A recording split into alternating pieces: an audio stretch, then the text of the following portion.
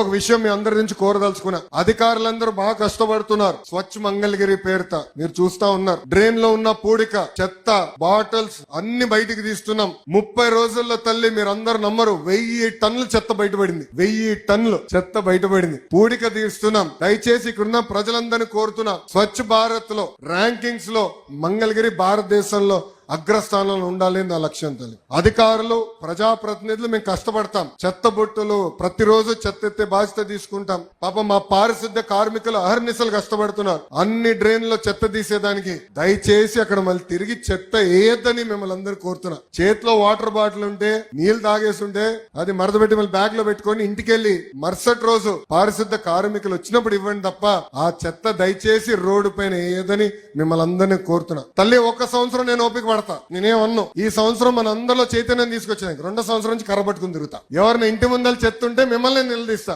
మీరే కదా చెత్త వేసింది ఇక్కడ, రండి మీరు నేను కలిసి చెత్త ఎత్తుతామని. ఎందుకంటే ఒక ఆదర్శ నియోజకవర్గంగా తీర్చిదిద్దాలంటే మౌలిక సదుపాయాలు అన్ని కల్పిస్తాం తల్లి. కానీ మనలో కూడా మార్పు రావాలి. మనం కూడా ఎక్కడికి వెళ్ళినా మేము మంగళగిరి నుంచి వచ్చామంటే బా అన్నిట్లో నంబర్ 1 అంటాం మీరు అని చెప్పే విధంగా మీ సహకారం కూడా నేను ఆశిస్తూ తల్లి మీ అందరూ ఒకటి చెప్తున్నాం. నా పైన చాలా పెద్ద బాధ్యతలు పెట్టారు. చాలా ఆశలతో నన్ను గెలిపించారు. ఆంధ్ర రాష్ట్రంలో ఎక్కడ జరగని విధంగా మొదటి 10 నెలల్లోనే మీకు ఈరోజు పట్టాలు అందజేస్తున్నాను తల్లి. అదే విధంగా బాబు సూపర్ 6 హామీలు కానివ్వండి, లేదంటే నేను వ్యక్తిగతంగా కళ్యాణ మండపాలు కానివ్వండి, పార్కులు కానివ్వండి, 100 పడకల ఆసుపత్రి కూడా ఈ నెల 13వ తారీఖు శంకుస్థాపన చేస్తున్నాం. కరెక్ట్ గా 12 నెలల్లో ఆ ప్రాజెక్ట్ కూడా మళ్ళీ పూర్తవుతుంది. ఆ హాస్పిటల్ పేద ప్రజల కోసం ఒక కార్పొరేట్ హాస్పిటల్ స్థాయిలో కట్టి మన నియోజకవర్గం అందజేసే బాధ్యత తీసుకుంటున్నా. ఇట్లా అనేక అభివృద్ధి కార్యక్రమాలు కూడా చేస్తున్నా. దానికి మీ సహకారం నాకు ఉండాలని ఈ సభాముఖంగా కోరుకుంటూ, నాకు ఇంత అద్భుతమైన అవకాశం ఇచ్చిన మీ అందరికీ పేరు పేరున నా హృదయపూర్వక ధన్యవాదాలు తెలుపుకుంటూ